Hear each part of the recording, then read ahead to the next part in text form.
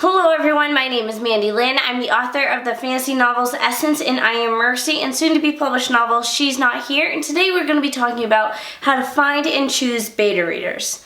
So I myself just went through the beta reader process. It wasn't quite as normal as what other people would do for beta readers because I had this whole system that I was going to use to find and choose my beta readers, but I didn't end up needing it because I used close friends that were able to do beta reading and give me some really great feedback. But with that said, I know the beta reader process is very difficult for most people. You don't know who to ask, who to find, and how to find people, so that's what I want to walk through today. So my first tip on finding beta readers is just to make friends on social media and ask.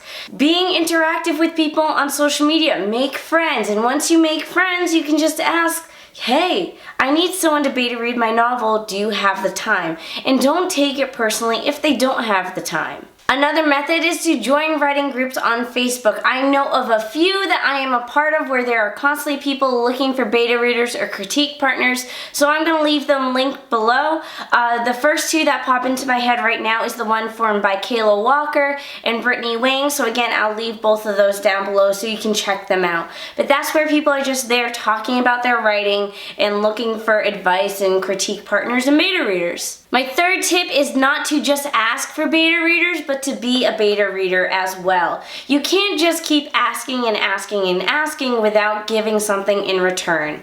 If you beta read for someone else, odds are that when you need a beta reader, they'll be there for you. My fourth tip is to go on websites where you can post your writing and just post it there and get just feedback from random people. This could be websites like Wattpad. This is how a lot of novels are written. People post their writing as they're writing it and then they get real-time feedback from random people. This isn't a method for a lot of people. It's something I would never do with my own personal work because I have a platform, and if people knew I posted on Wattpad, then no one would ever buy my book when it was actually published. But for a first-time writer, for someone who doesn't have a following, Wattpad can actually be a great way to build that following and to also just get feedback as you're writing your novel. Tip number 5 is just to ask people you know personally. So this is the tip that I went with.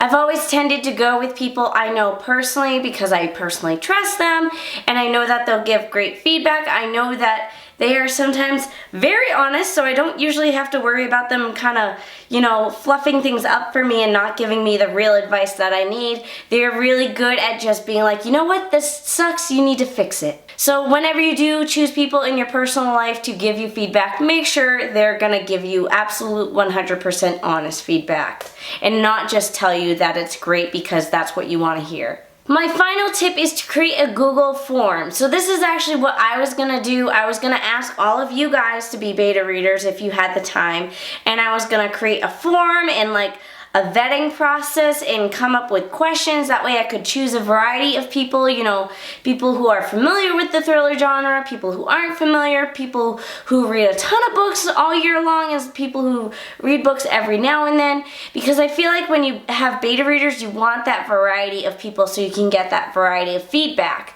So for those of you who do want to create a Google form, I'm just going to read off the different questions that I had on my Google form to kind of vet out who I wanted and who I didn't. So these are some of the questions I asked. What is your least favorite genre to read? What's your favorite genre to read? What do you think a beta reader does? So this is actually a very important thing. If beta readers just think they're there to read and not give feedback, then you don't want them as a beta reader. Have you been a beta reader before? If someone's been a beta reader a lot of times, that means they've probably given a lot of great feedback.